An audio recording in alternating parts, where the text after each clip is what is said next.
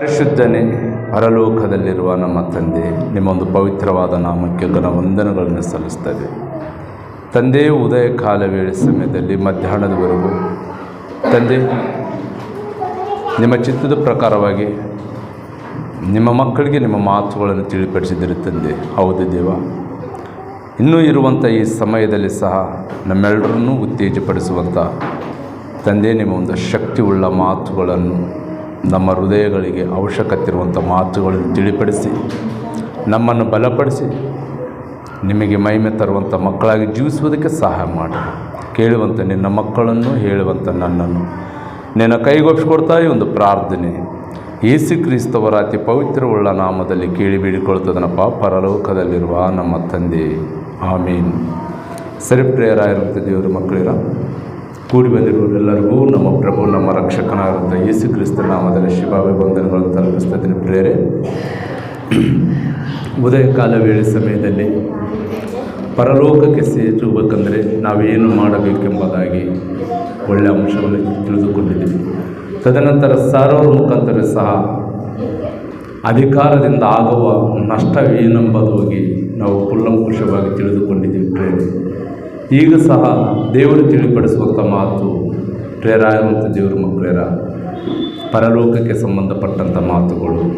ನಾವು ಈ ಭೂಮಿ ಮೇಲೆ ಹೇಗೆ ಜೀವಿಸಿದರೆ ಮೆಚ್ಚಿಕೊಳ್ಳುತ್ತಾನೆ ದೇವರು ಎಂಬುದಾಗಿ ಯೇಸು ಸ್ವಾಮಿಯವರು ತನ್ನ ಶಿಷ್ಯರಿಗೆ ಕೊನೆ ಮಾತುಗಳಾಗಿ ತಿಳಿಯಪಡಿಸ್ತಾ ಇದ್ದಾನೆ. ಪ್ರೇರೆ, ಯೇಸು ಕ್ರಿಸ್ತವರು ತಾನು ಜೀವಿಸುವಂಥ ದಿನಗಳಲ್ಲಿ ಯೇಸು ತಾನು ಶ್ರಮ ಅನುಭವಿಸುವುದಕ್ಕಿಂತ ಮುಂಚಿತವಾಗಿ ಕಡೆ ಮಾತುಗಳು, ಕೊನೆ ಮಾತುಗಳು ಒಳ್ಳೆಯ ಅದ್ಭುತವಾದ ರೀತಿಯಲ್ಲಿ ತನ್ನ ಶಿಷ್ಯರಿಗೆ ಹೇಳಿಕೊಡುವಂಥ ಮಾತುಗಳು. ಯೇಸು ಭೂಮಿ ಮೇಲೆ ಇದ್ದುಕೊಂಡು, ಯೇಸು ಕ್ರಿಸ್ತವರು ಈ ಲೋಕದಲ್ಲಿ ಇದ್ದುಕೊಂಡು ಪರಲೋಕದಲ್ಲಿರುವಂಥ ದೇವರನ್ನು ಮಹಿಮೆಪಡಿಸಿದರು, ಸಂತೋಷಪಡಿಸಿದರು, ಆನಂದಪಡಿಸಿದರು. ಪ್ರೇರೆ ಏನ್ರಿ, ದೇವಾದಿ ದೇವರು ಆದಿಕಾಂಡದಿಂದ ಹಿಡಿದು ಮಲಕಿ ಬರೆದ ಗ್ರಂಥದವರೆಗೂ ಎಷ್ಟು ಪ್ರವಕ್ತಗಳು ಬಂದರು, ಎಷ್ಟು ಪ್ರವಾದಗಳು ಬಂದರು, ಎಷ್ಟು ಭಕ್ತರು ಇದ್ದರು ಏನ್ರಿ, ದೇವ್ರನ್ನ ಸಂತೋಷಪಡಿಸಲಿಲ್ಲ. ದೇವ್ರನ್ನ ಆಜ್ಞೆಗಳನ್ನು ನೆರವೇರಿಸಿದವರೇ ಇಲ್ಲಂತ ಹೇಳ್ತಾ ಇಲ್ಲ. ದೇವ್ರನ್ನ ಆನಂದಪಡಿಸಲಿಲ್ಲ. ದೇವರು ದಾವೀದನನ್ನು ಆರಿಸಿಕೊಂಡ, ದಾವೀದನನ್ನು ಮನಸ್ಸನ್ನು ನೋಡಿದ, ಈತನು ನನಗೆ ಒಪ್ಪುವ ಮನುಷ್ಯನು, ನಾನು ಒಪ್ಪಿಸಿಕೊಟ್ಟ ಕೆಲಸವನ್ನು ನಡೆಸ್ತಾನಂತ ತಿಳಿದುಕೊಂಡು ಆರಿಸಿಕೊಂಡ ದಾವೀದನ ವಿಷಯದಲ್ಲೂ ಕೂಡ ದೇವರು ಭಾಳ ಬಾಧಪಟ್ಟ. ಹೌದು ತಾನೆ? ಹೌದು ಏನ್ರಿ. ತದನಂತರ ಪ್ರಾರಂಭದಲ್ಲಿ ನಾವು ಆಲೋಚನೆ ಮಾಡಿದ್ರೆ ಅಬ್ರಾಮ್ ಸಹ ಇದ್ದಾನೆ. ಅಬ್ರಾಮನ ವಿಷಯದಲ್ಲೂ ಕೂಡ ದೇವರು ಸ್ವಲ್ಪ ಬಾಧಪಟ್ಟ. ಯಾಕೆ ಬಾಧಪಟ್ಟ ಅಂದರೆ ದೇವರು ಹೇಳಿರುವಂಥ ಆಜ್ಞೆಗಳು, ದೇವರು ಮಾತು ಕೊಟ್ಟಾನಂದರೆ ಆ ಮಾತು ತಪ್ಪುವ ಮನುಷ್ಯ ಅಲ್ಲ ದೇವರು. ಮಾತು ತಪ್ಪುವ ದೇವರೇ ಅಲ್ಲ. ಪ್ರೇರೆ, ಏನಾದರೂ ವಾಗ್ದಾನ ಮಾಡಿದನೋ ಅದನ್ನು ಖಂಡಿತವಾಗಿ ನೆರವೇರಿಸ್ತಾನೆ. ಅಬ್ರಾಮ್ಗೆ ಹೇಳ್ದ, ವಯಸ್ಸಾಗಿ ಹೋಗ್ಬಿಟ್ಟಿತ್ತು, 90 ವರ್ಷ. ನಮ್ಮೆಲ್ಲರೂ ಗೊತ್ತು ಅಬ್ರಾಮ್ ಅಂತ ಕರೆದ. ಪ್ರೇರೆ, ಗುಡಾರದಲ್ಲಿರುವಂಥ ಅಬ್ರಾಮ ಹೊರಗಡೆ ಬಂದು ಆಕಾಶದ ಕಡೆ ನೋಡಿಕೊಂಡು, ಪ್ರಭುವ ದೇವ ಚಿತ್ತ ತಂದೆ ಇದ್ದೇನೆ ಹೇಳು ಅಂದ. ಹೇಳು ಅನ್ನೇ ದೇವರು ಆಕಾಶದ ಕಡೆ ಒಂದು ಸರಿ ನೋಡು ಅಬ್ರಾಮ್ ಅಂತ ಹೇಳಿದ. ಪ್ರೇರೆ, ಅಬ್ರಾಮು ಆಕಾಶದ ಕಡೆ ನೋಡಿದ ತಕ್ಷಣವೇ ಆಕಾಶದಲ್ಲಿರುವಂಥ ನಕ್ಷತ್ರಗಳು ನಿನ್ನ ಕಣ್ಣಿಗೆ ಕಾಣ್ತವೇನಂತ ದೇವರಿಗೆ ಕೇಳಿದಾಗ, ಕಾಣ್ತಾವು ತಂದೆ ಪ್ರಭು, ಅಂದರೆ ಅಷ್ಟು ಸಂತಾನವನ್ನು ನಾನು ನಿನಗೆ ಕೊಡ್ತೇನೆ ಅಂತ ಹೇಳಿದ. ಪ್ರೇರೆ, ದೇವರು ಹೇಳಿದ್ದಾನಲ್ಲ, ದೇವರ ಮಾತುಗಳು ನೆನಪಲ್ಲಿ ಇಟ್ಟುಕೊಳ್ಳಬೇಕಲ್ಲ. ಆದರೆ ಅಬ್ರಾಮು ನೆನಪಿನಲ್ಲಿಟ್ಟುಕೊಳ್ಳಲಿಲ್ಲ. ಸಾರಳ ಅವಸರಪಟ್ಟಳು. ಸಾರಳ ಒಂದು ಆಲೋಚನೆ ಕೊಡುವುದರಿಂದ ಅಬ್ರಾಮನು ದೇವರ ಮಾತನ್ನು ಮರೆತು ಸಾರಳ ಮಾತು ಕೇಳಿಕೇಸಿ ಆಗ್ರಾಳನ್ನು ಮದುವೆ ಆದಬಿಟ್ರೆ. ಅಬ್ರಾಮನ ವಿಷಯದಲ್ಲಿ ಬಾಧಪಟ್ಟ ಏನ್ರಿ, ದಾವೀದನ ವಿಷಯದಲ್ಲಿ ಬಾಧಪಟ್ಟ, ಮೋಶೆ ವಿಷಯದಲ್ಲಿ ಸಹ ದೇವರು ಬಾಧಪಟ್ಟ. ಪ್ರವಕ್ತಗಳ ವಿಷಯದಲ್ಲಿ, ಪ್ರವಾದಿಗಳ ವಿಷಯದಲ್ಲಿ. ಹಾಗಂತೇಳಿ ಇವರು ತಪ್ಪು ಮಾಡಿಲ್ಲ, ಆದರೆ ತಪ್ಪನ್ನು ಸರಿದಿದ್ದುಕೊಂಡು ತಮ್ಮ ಬದುಕುಗಳನ್ನು ಕಟ್ಟಿಕೊಂಡು ಮರಳಿ ದೇವರನ್ನ ಮಹಿಮೆಪಡಿಸಿದರು. ತಾವು ಸೇರಬೇಕಾದಂಥ ಪರದೇಶಿಯನ್ನು ಅವರೆಲ್ಲರೂ ಸೇರಿದರು, ಆದರೆ ದೇವ್ರನ್ನ ಸಂತೋಷಪಡಿಸಲಿಲ್ಲ. ಈಗ ಪ್ರತಿ ಪ್ರವಕ್ತಗಳನ್ನು, ಪ್ರವಾದಗಳನ್ನು, ಇವನ ಆಗಿರ್ಬೋದು ಎಲ್ಲರನ್ನ ಚರಿತ್ರೆ ನಾವು ಆಲೋಚನೆ ಮಾಡಿದ್ರೆ, ಯಾರೋ ಪ್ರವಕ್ತರು ತಮ್ಮ ಜೀವಿತದಲ್ಲಾಗಿರ್ಬೋದು, ದೇವರ ಮಾತುಗಳಲ್ಲಾಗಿರ್ಬೋದು, ಎಲ್ಲೋ ಒಂದು ತಪ್ಪು ಮಾಡಿಕೆಸಿ ದೇವರ ಮನಸ್ಸನ್ನು ನೋಯಿಸಿದ ಹಾಗೆ ನಮಗೆ ಕಂಡು ಬರ್ತದೆ ಪ್ರೇರೆ. ಆದರೆ ಮಲಕಿ ಗ್ರಂಥದವರೆಗೂ ಭಕ್ತರು ದೇವರ ಮನಸ್ಸನ್ನು ಆನಂದಪಡಿಸಲಿಲ್ಲ, ಸಂತೋಷಪಡಿಸಲಿಲ್ಲ ಪ್ರೇರೆ. ಯೇಸು ಸ್ವಾಮಿಯವರು ಸಂತೋಷಪಡಿಸಿದರು. ಯೇಸು ಕ್ರಿಸ್ತವರು ದೇವರನ್ನ ಆನಂದಪಡಿಸಿದರು. ಯೇಸು ಕ್ರಿಸ್ತವರು ದೇವರನ್ನ ಭಾಳ ಮಹಿಮೆಪಡಿಸಿದರು ಪ್ರೇರೆ, ಭಾಳ ಮಹಿಮೆಪಡಿಸಿದರು. ಅದಕ್ಕೆ ಯೇಸು ಸ್ವಾಮಿಯವರು ಯಾವಾಗಾದರೆ ಯರ್ದಾನ ಬಳಿಯಲ್ಲಿ ದೀಕ್ಷಾಸ್ನಾನವನ್ನು ತೆಗೆದುಕೊಳ್ಳುವಂಥ ವೇಳೆ ಸಮಯದಲ್ಲಿ ಏನ್ರಿ ಏನಂತ ಹೇಳ್ತಾನ? ಯೇಸು ಕ್ರಿಸ್ತನ ವಿಷಯದಲ್ಲಿ ಏನಂತ ಸಾಕ್ಷಿ ಕೊಡ್ತಾನ ಪ್ರೇರೆ? ಈತನು ನನ್ನ ಪ್ರಿಯ ಮಗನು, ಪ್ರಿಯ ಮಗನು, ಈತನಲ್ಲಿ ನಾನು ಆನಂದಿಸುತ್ತೇನೆ, ಸಂತೋಷಿಸುತ್ತೇನೆ.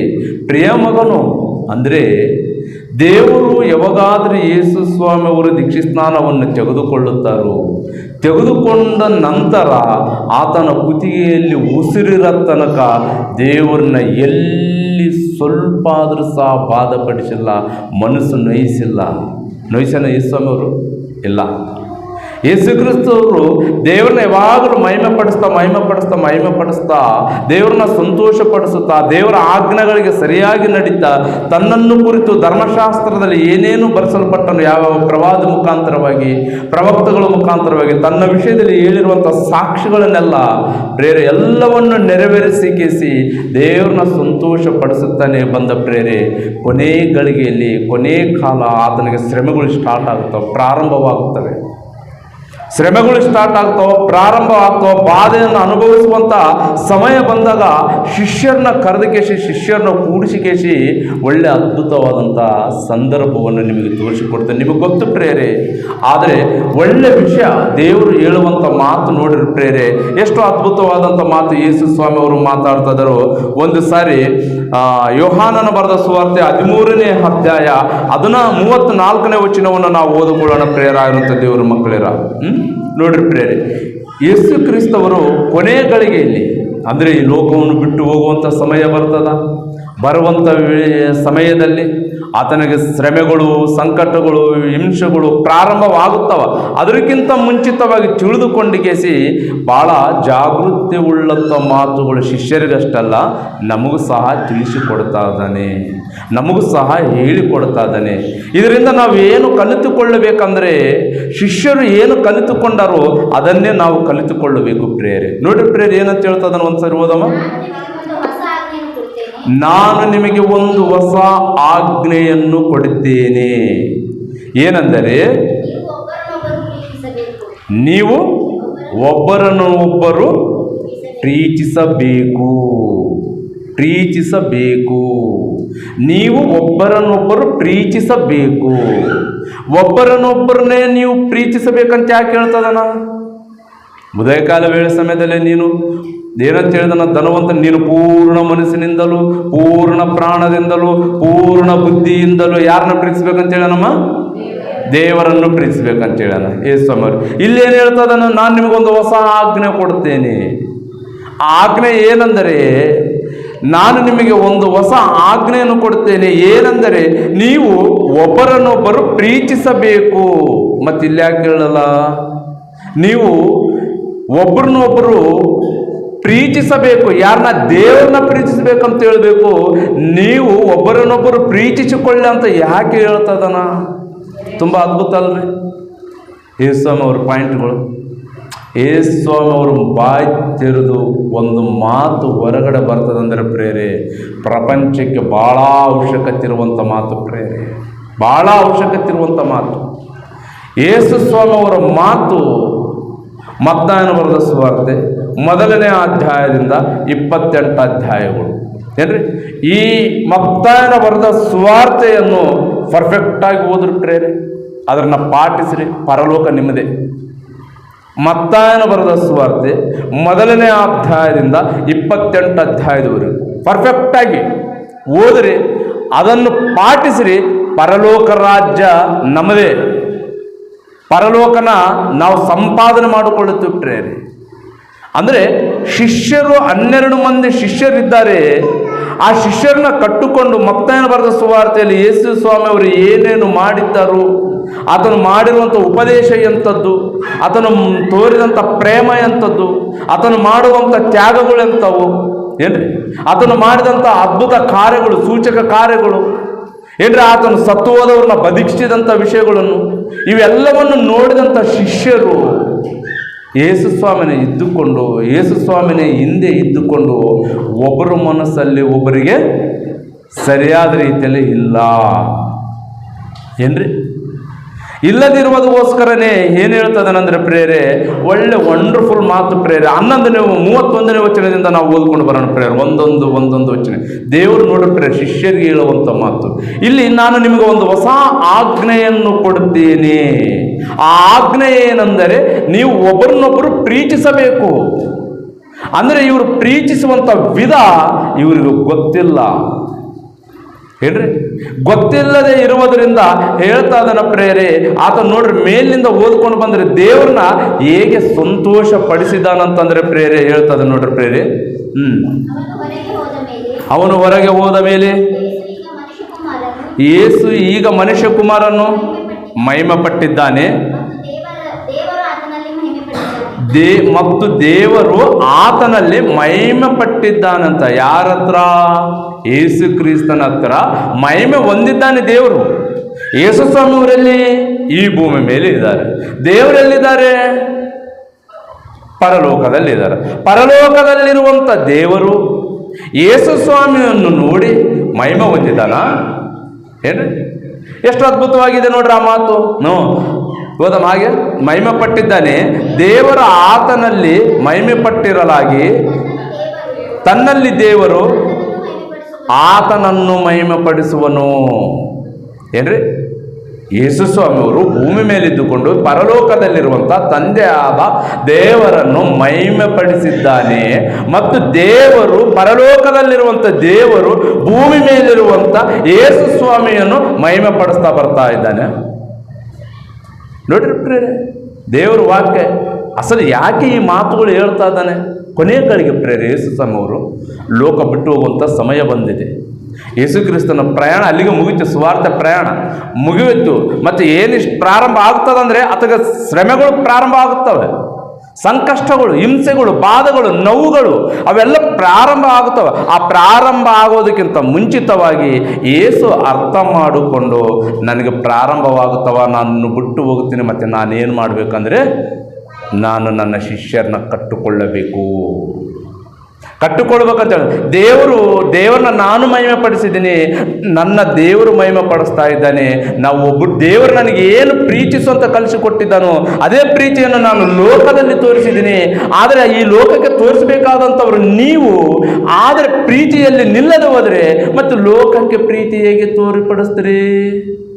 ನೀವೇ ಒಬ್ಬರನ್ನೊಬ್ಬರು ಪ್ರೀತಿಸದೆ ಹೋದರೆ, ನೀವೇ ಒಬ್ಬರಿಗೊಬ್ಬರು ತಾಳಿಕೊಳ್ಳದೆ ಹೋದರೆ, ನೀವೇ ಒಬ್ಬರನ್ನ ಕುರಿತು ಒಬ್ಬರು ಅರ್ಥ ಮಾಡಿಕೊಳ್ಳದೆ ಹೋದರೆ, ಪರಲೋಕದಲ್ಲಿರುವ ತಂದೆ ಆದ ದೇವರನ್ನು ನೀವು ಏನು ಅರ್ಥ ಮಾಡಿಕೊಳ್ಳುತ್ತೀರಯ್ಯ? ಏನು ಅರ್ಥ ಮಾಡಿಕೊಳ್ಳುತ್ತೀರಿ? ಹಾಗಾದರೆ ನೀವು ಅರ್ಥ ಮಾಡ್ಕೊಳ್ಬೇಕು. ಹಾಗಾದರೆ ಈಗ ನಾನು ಹೇಳುವಂಥ ಮಾತು ನಿಮಗೆ ನಿಜವಾಗಿ ಹೇಳ್ತೀನಿ ಅಂದರೆ ಇವಾಗ ನಾನು ಹೇಳುವ ಮಾತು ನೀವು ಭಾಳ ಜಾಗರೂಕತೆಯಿಂದ ಕೇಳಬೇಕು. ಏನು ಆ ಮಾತಂದರೆ ನೀವು ಒಬ್ಬರನ್ನೊಬ್ಬರು ಪ್ರೀತಿಸಬೇಕು. ಇದು ಹೊಸ ಆಜ್ಞೆ ನಾನು ನಿಮಗೆ ಕೊಡ್ತೀನಿ ಏನ್ರಿ. ನೋಡ್ರಿ ಪ್ರಿಯರೇ, ಹಾಗೆ ಓದ್ಕೊಳ್ಳೋಣ. ಏನು ಹೇಳ್ತಾ ಇದ್ದಾನೆ ಪ್ರೇರ ದೇವ್ರ ಮಕ್ಕಳರ? ನಾನು ನಿಮಗೆ ಒಂದು ಹೊಸ ಆಜ್ಞೆಯನ್ನು ಕೊಡ್ತೇನೆ, ಏನೆಂದರೆ ನೀವು ಒಬ್ಬರನ್ನೊಬ್ಬರು ಪ್ರೀತಿಸಬೇಕು.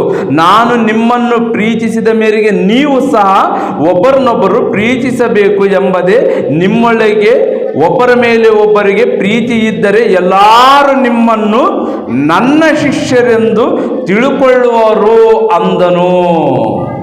ಎಲ್ಲರೂ ತಿಳ್ಕೊಳ್ತಾರಂತ.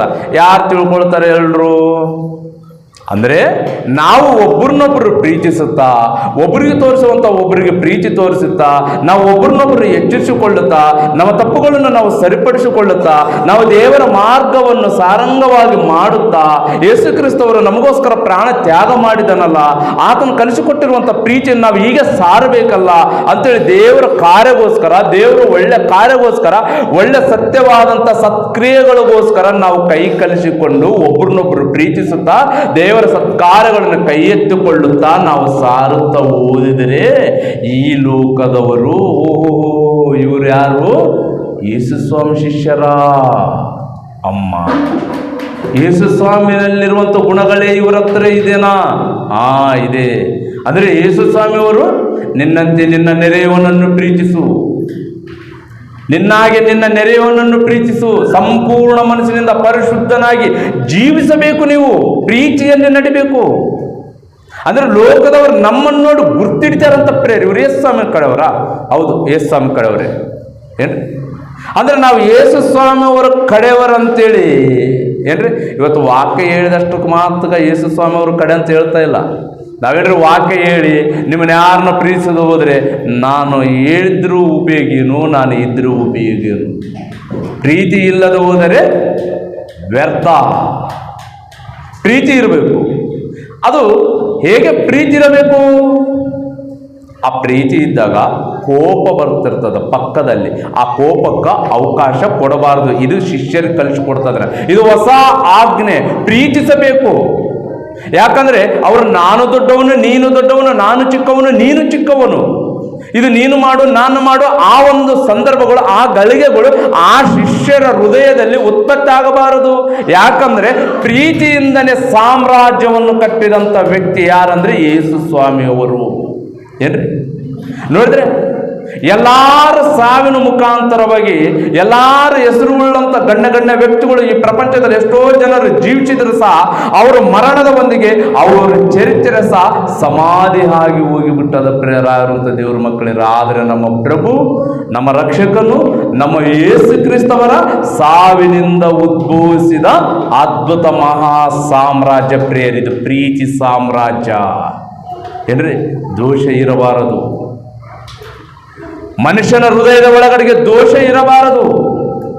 ವಾಕ್ಯ ಹೋದರೆ ಅದನ್ನು ಕದಲಿಸುತ್ತದ, ಅದನ್ನು ಸೈಡು ತಪ್ಪುತ್ತದ. ಆ ವಾಕ್ಯಕ್ಕೆ ನಾವು ಅವಕಾಶ ಕೊಡಬೇಕು. ಅದಕ್ಕೆ ಯೇಸು ಸ್ವಾಮಿಯವರು ಏನು ಹೇಳ್ತದ ನೋಡ್ರಿ ಪ್ರೇರೆ, ಹಾಗೆ ಕೆಳಗಡೆ ಓದಿದ್ರೆ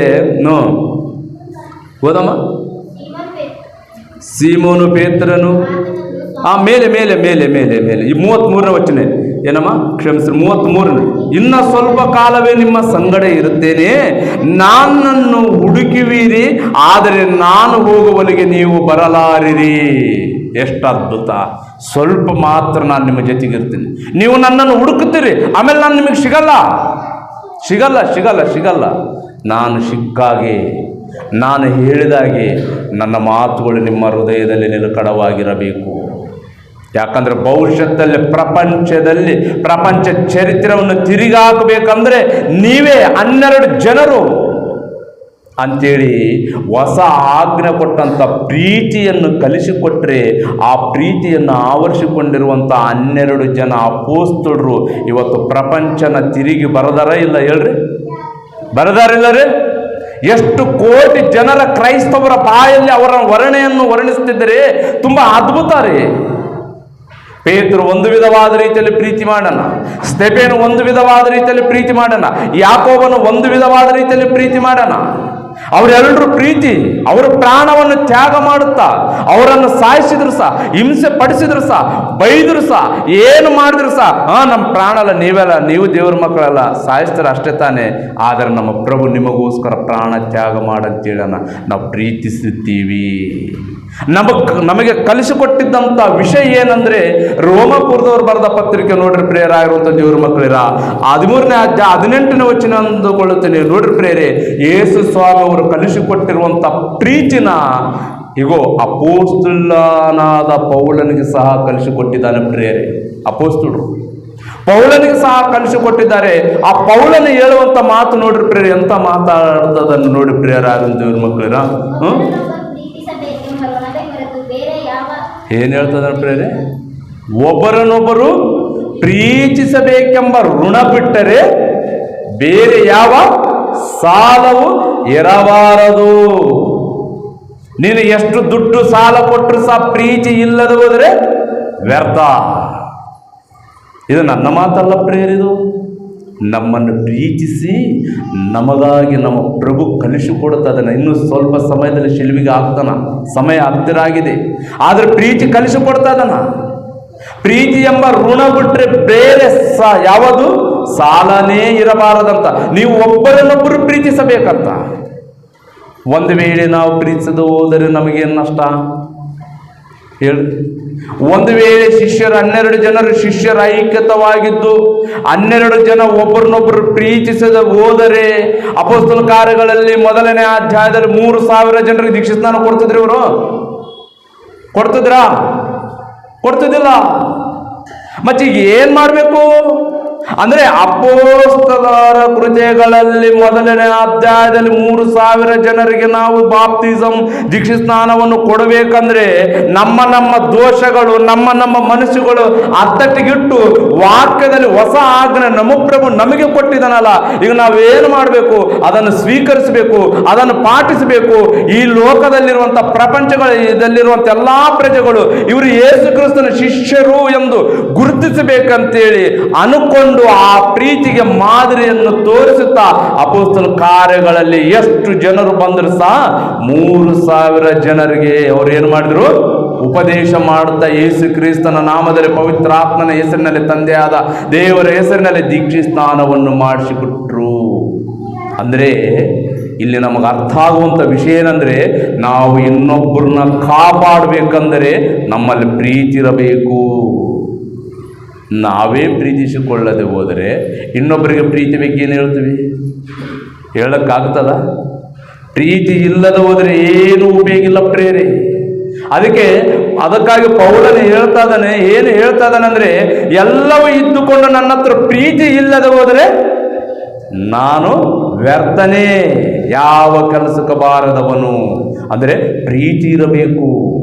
ನಿಜ ಪ್ರೇರೆ, ಪ್ರೀತಿ ಇರಬೇಕು. ನಮ್ಮ ಕ್ರೈಸ್ತರ ಕುಟುಂಬದಲ್ಲಿ ಪ್ರೀತಿ ಅನ್ನೋದಿಲ್ಲ ರೀ.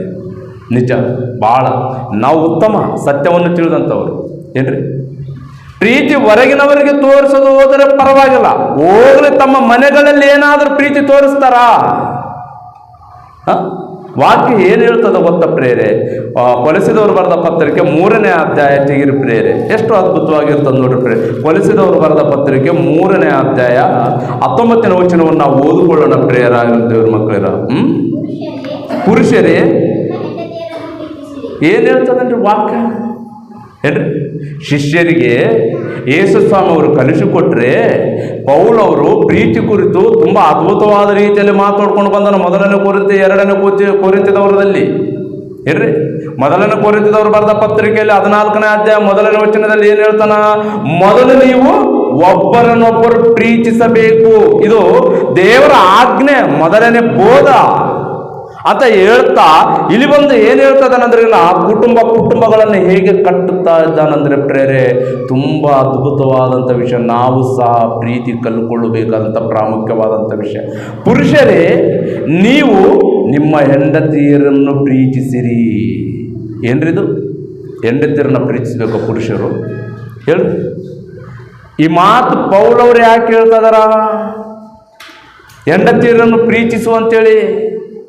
ಮಕ್ಕಳನ್ನು ಪ್ರೀತಿಸು, ತಂದೆ ತಾಯಿಯನ್ನು ಪ್ರೀತಿಸು, ಎಲ್ಲರನ್ನು ಪ್ರೀತಿಸು ಅಂತ ಹೇಳ್ತಾ ಬರ್ತಾ ಇದೆ ವಾಕ್ಯ. ಆದರೆ ಪ್ರತ್ಯೇಕವಾಗಿ ಪುರುಷರೇ ನಿಮ್ಮ ಹೆಂಡತಿಯರನ್ನು ಪ್ರೀತಿಸಿರಿ. ಯಾಕೆ ಪ್ರೀತಿಸಿ ಅಂತ ಹೇಳ್ತಾನಂದ್ರೆ ಪ್ರೇರೆ, ಕೊನೆಯವರೆಗೂ ನಮ್ಮ ಕುತ್ತಿಗೆಯಲ್ಲಿ ಉಸಿರಿರುವವರೆಗೂ ನಮ್ಮ ಜೊತೆಯಲ್ಲಿರುವವರು ಯಾರು?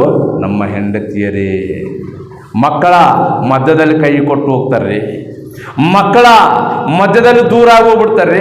ನಮ್ಮಪ್ಪ ಆಸ್ತಿ ಕೊಡಲಿಲ್ಲ ಅಂತ ಹೇಳಿ ಸಹ ದೂರ ಆಗೋಗ್ಬಿಡ್ತಾರೆ ಏನ್ರಿ. ಎಲ್ಲರೂ ದೂರ ಆಗಿ ಹೋದರೆ, ಆದರೆ ಹೆಂಡತಿಯರು ಮಾತ್ರ ನಿಜವಾಗ್ಲೂ ಪ್ರೇರೆ ಎಷ್ಟು ಅದ್ಭುತವಾದಂಥ ಪಾಠ ಬೈಬಲ್ ನಮಗೆ ಕಲಿಸಿಕೊಡ್ತದಂದ್ರೆ, ಈ ಪಾಠ ನಾವು ಕಲಿತುಕೊಳ್ಳದೆ ಭಾಳ ಜನರು ನಷ್ಟ ಹೋಗ್ತಾ ಇದ್ದಾರೆ ಪ್ರೇರೆ. ಕೋರ್ಟ್ ಮೆಟ್ಲು ಏರ್ತಾ ಇದ್ದಾರೆ ಪ್ರೇಯರ್ ಆಗಿರುವಂಥ ದೇವ್ರ ಮಕ್ಕಳೇ. ಯಾವುದು ನಿಮಿತ್ತವಾಗಿ? ಡೈವರ್ಸ್, ಕೋರ್ಟಿಗೆ ನನ್ನ ಹೆಂಡತಿ ಬ್ಯಾಡ ಅಂತೇಳಿ ಏನ್ರಿ, ಹೆಂಡತಿಯರನ್ನ ಪ್ರೀತಿಸು ಅಂತ ಯಾಕೆ ಹೇಳ್ತಾ ಇದ್ದಾನೆ ಅಂದರೆ ಪೌಲವರು ಪ್ರೇರೆ, ನಿನ್ನ ಕುತ್ತಿಗೆಯಲ್ಲಿ ಉಸಿರಿರೋ ತನಕ ನಿನ್ನ ಹೆಂಡತಿ ನಿನ್ನ ಜೊತೆಯಲ್ಲಿ ಇರುವಳು. ಕಷ್ಟ ಆಗಲಿ, ಬಾಧೆ ಆಗಲಿ, ಹಿಂಸೆ ಆಗಲಿ, ನೋವು ಆಗಲಿ, ಏನು ಬಂದರೂ ಸಹ ಎಲ್ಲವನ್ನು ಸಹಿಸಿಕೊಂಡು ನನ್ನ ಗಂಡ ನನ್ನ ಗಂಡ ನನ್ನ ಗಂಡ ನನ್ನ ಗಂಡ ಅಂತೇಳಿ ಪ್ರೀತಿಸಬೇಕು. ಮಕ್ಕಳು ದೂರ ಹೋದ್ರೂ ಕೂಡ ಪರವಾಗಿಲ್ಲ, ಮಕ್ಕಳು ಏನು ಅಂದ್ಕೊಂಡ್ರು ಪರವಾಗಿಲ್ಲ, ಅಣ್ಣ ತಮ್ಮಂದರು ದೂರ, ಅತ್ತೆ ಮಾವಂದರು ದೂರ, ತಾಯಂದರು ದೂರ, ಗಂಡ ಹತ್ತಿರ ಪ್ರೀತಿ. ಸ್ತ್ರೀ ಪ್ರೀತಿಸಬೇಕು. ಅದಕ್ಕೆ ಹೇಳ್ತದನ, ಪುರುಷರೇ ನಿಮ್ಮ ಹೆಂಡತಿಯರ ಮನಸ್ಸನ್ನು ನೋಯಿಸಬೇಡಿ, ಪ್ರೀತಿಸಿರಿ, ಪ್ರೀತಿಸಿರಿ. ಪ್ರೀತಿಯಲ್ಲಿ ಅಡಗಿರುವಂಥ ಮರ್ಮ ಇವತ್ತು ಪ್ರಪಂಚ ಕ್ರೈಸ್ತವ್ರಿಗೆ ಯಾರಿಗೂ ಗೊತ್ತಿಲ್ಲ ಪ್ರೇರೆ. ಅದಕ್ಕೆ ಹೇಳ್ತಾ ಇದನ್ನ ಪ್ರೇರೆ, ಪ್ರೀತಿ ಎಂಬ ಋಣವನ್ನು ಬಿಟ್ಟರೆ ಬೇರೆ ಯಾವ ಸಾಲವೂ ನಿಮ್ಮ ಮಧ್ಯದಲ್ಲಿ ಇರಬಾರ್ದು. ಪ್ರೀತಿ ಇರಬೇಕು. ಆ ಪ್ರೀತಿ ನಮ್ಮನ್ನು ಎಲ್ಲಿವರೆಗೆ ನಡೆಸ್ತದಂದರೆ ಪ್ರೇರೆ, ನಿಜವಾಗಲೂ ಪ್ರೇರೆ, ಆ ಪ್ರೀತಿಯಿಂದನೇ ದೇವ್ರನ್ನ ಮಹಿಮೆ ಪಡಿಸಿದ ಯೇಸು ಸ್ವಾಮಿ. ರೈಟಾ? ಪ್ರೀತಿಯಿಂದನೇ ಮಹಿಮೆ ಪಡಿಸಿದ ದೇವ್ರನ್ನ. ಏನ್ರಿ, ಹಗಲೆಲ್ಲ ಕೆಲಸ ಮಾಡಬೇಕು, ಸಾಯಂಕಾಲ 5 ಗಂಟೆ ಆಯ್ತು ಅಂದರೆ ಇನ್ನು ಓಕೆ ಹೆಂಗೆ ಮುಗಿಸ್ಬೇಕು, ಮತ್ತು ನಾನು ಪ್ರಯಾಣ ಮಾಡಿಕೊಂಡು ಕೇಸಿ ಎಣ್ಣೆ ಮರಗಳ ಗುಡ್ಡದ ಮೇಲೆ ಹೋಗಿ ಕುಂತುಕೊಂಡು ಕೇಸಿ ದೇವ್ರನ್ನ ಪ್ರೀತಿಸಬೇಕು. ದೇವರೇ, ಹಗಲೆಲ್ಲ ನಿನ್ನ ಕೆಲಸ ಮಾಡಿದ್ದೀನಪ್ಪ, ನಿನ್ನ ಪ್ರೀತಿಯನ್ನು ಕುರಿತು ಸಹಾರಿದ್ದೀನಿ ತಂದೆ. ನೀನು ನನ್ನನ್ನು ಪ್ರೀತಿಸುವಲ್ಲ, ನೀನು ನನ್ನನ್ನು ಪ್ರೀತಿಸಬೇಕು ಅಂತ ದೇವರ ಹತ್ರ ಕೇಳಿಕೊಂಡು ಪ್ರೀತಿಯನ್ನು ಪಡೆದುಕೊಂಡು ಆ ಪ್ರೀತಿಯಿಂದ ದೇವರನ್ನ ಹತ್ತಿರ ಮಾಡಿಕೊಂಡು ನಿಜವಾಗಲೂ ಪ್ರೇರೆ ಅವರ ಅನ್ಯೋನ್ಯತೆ ಹೇಗಿದೆ ಅಂದರೆ ಡೈಲಿ ಪ್ರಾರ್ಥನೆ ಮಾಡ್ತಾ ಇದ್ದಾನೆ ಯೇಸು ಸ್ವಾಮಿ. ಅಂದರೆ ದೇವರು ಎಷ್ಟು ಅದ್ಭುತವಾಗಿ ಮಾತಾಡ್ತಿರ್ತಾನೆ ಗೊತ್ತಾ? ಹೇಳ್ರಿ, ಮೋಶನ ಏಲಿಯನ ಕಳಿಸಿಕೊಡ್ತಾನೆ. ಇದು ಸಂದರ್ಭ ನಿಮಗೆ ಗೊತ್ತು, ಮತ್ತೆ ಬರ್ಸುವರ್ತ 17ನೇ ಅಧ್ಯಾಯದಲ್ಲಿ. ಹೇಳ್ರಿ, ಅವ್ರ ಜೊತೆ ಪರ್ಣಶಾಲೆಗಳು, ಪಟ್ಟಣ ಅಂತೇಳಿ ಆ ಥರ ಮಾತಾಡುವಂಥ ವಿಷಯಗಳು ನೋಡ್ತಿದ್ರೆ ಇನ್ನೂ ಅನೇಕ ವಿಷಯಗಳು ಪ್ರೀತಿಯ ಮೂಲಕವಾಗಿ ದೇವರನ್ನ ಹತ್ತಿರ ಮಾಡಿಕೊಂಡನ ಪ್ರೇರೆ. ಆ ಪ್ರೀತಿ ಒಂದು ವೇಳೆ ಇಲ್ಲದೆ ಹೋದರೆ ನಾವು ಎಷ್ಟು ವಾಕ್ಯ ಕೇಳಿದ್ರು, ಎಷ್ಟು ವಾಕ್ಯ ಬೋಧನೆ ಮಾಡಿದ್ರು, ಎಷ್ಟು ಕಾರ್ಯಕ್ರಮಗಳು ಮಾಡಿದ್ರು, ಎಷ್ಟು ಸ್ವಾರ್ಥ ಮಾಡಿದ್ರು ಎಲ್ಲ ಏನಾಗೋಗ್ಬಿಡ್ತದ? ನಿರಾರ್ಥಕವಾಗಿ ವ್ಯರ್ಥವಾಗಿ ಹೋಗ್ಬಿಡ್ತದ ಪ್ರೇರೆ. ನಿಜ ಪ್ರೇರೆ. ಪ್ರೀತಿ ಅಂದರೆ ಭಾಳ ಅದ್ಭುತವಾದಂಥ ಪ್ರೀತಿ, ದೇವರು ತೋರಿಸಿದಂಥ ಪ್ರೀತಿ. ಆ ಪ್ರೀತಿಯಲ್ಲಿ ನಾವು ನಡಿಬೇಕು, ಬದುಕಬೇಕಂದ್ರೆ ತುಂಬ ಕಲ್ತುಕೊಳ್ಳಬೇಕು. ಬೈಬಲ್ ತುಂಬ ಪ್ರೀತಿ. ಆದಿಕಾಂಡದಿಂದ ಹಿಡಿದು ಪ್ರಕಟಣ ಗ್ರಂಥದವರೆಗೂ ನೀವು ಓದ್ರ ಪ್ರೇರೆ ಪ್ರೀತಿ ಪ್ರೀತಿ ಪ್ರೀತಿ ಪ್ರೀತಿ ಪ್ರೀತಿ. ಅದು ಯಾವ ಪ್ರೀತಿ ಕ್ರೈಸ್ತ ಸಮಾಜಕ್ಕೆ ಅರ್ಥ ಆಗಿಲ್ಲ. ಅರ್ಥ ಮಾಡಿಕೊಳ್ಳಬೇಕಾದಂಥದ್ದು ಸರಿಯಾದ ರೀತಿಯಲ್ಲಿ ಓದಿದರೆ ಪ್ರಿಯರೇ, ಯೇಸು ಕ್ರಿಸ್ತವರು ನಮ್ಮನ್ನು ಪ್ರೀತಿಸಿ ನಮಗೋಸ್ಕರ ಪ್ರಾಣ ತ್ಯಾಗ ಮಾಡಿದ್ದಾನೆ. ನಾವೇನು ಮಾಡ್ತಾ ಇದ್ದೀವಿ? ಆ ತ್ಯಾಗವನ್ನು ಪ್ರೀತಿಯಿಂದ ಸಾರಬೇಕಂತ ನಾವು. ಕೊನೆ ವಚನ ಪ್ರೇರೆ ನೋಡಿ, ಪ್ರೇರಾದಂಥ ದೇವರ ಮಕ್ಕಳಿರ, 1ನೇ ಯೋಹಾನನ ಬರೆದ ಪತ್ರಿಕೆ 3ನೇ ಅಧ್ಯಾಯ 23-24ನೇ ವಚನವನ್ನು ನಾವು ಓದಿಕೊಳ್ಳೋಣ ಪ್ರೇರೆ. ಪ್ರೀತಿ ತುಂಬ ಅದ್ಭುತ ಪ್ರೇರೆ ಇದು.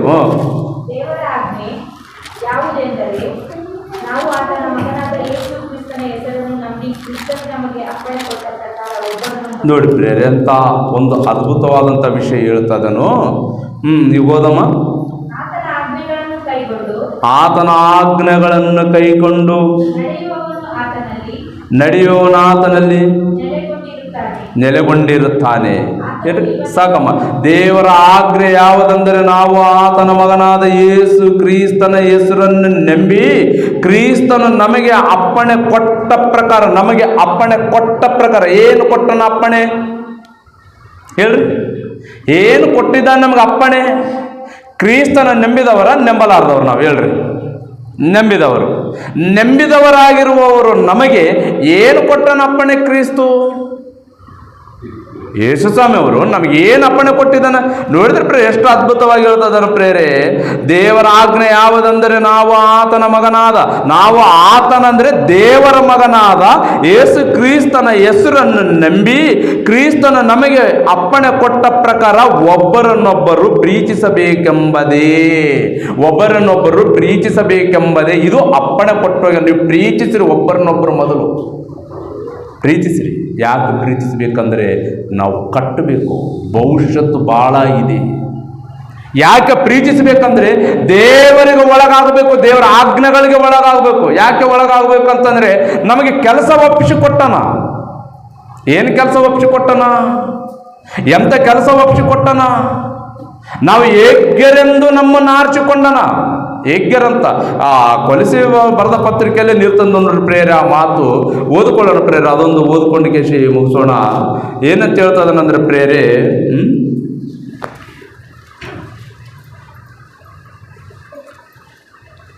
2ನೇ ಅಧ್ಯಾಯ 5ನೇ ವಚನದಿಂದ ನಾವು ಓದಿಕೊಂಡು ಹೋಗೋಣ ಪ್ರೇರೆ. ಏನ್ರಿ? ನಾನು ಶರೀರದಿಂದ ನಿಮ್ಮ ಬಳಿಯಲ್ಲಿ ಇಲ್ಲದಿದ್ದರೂ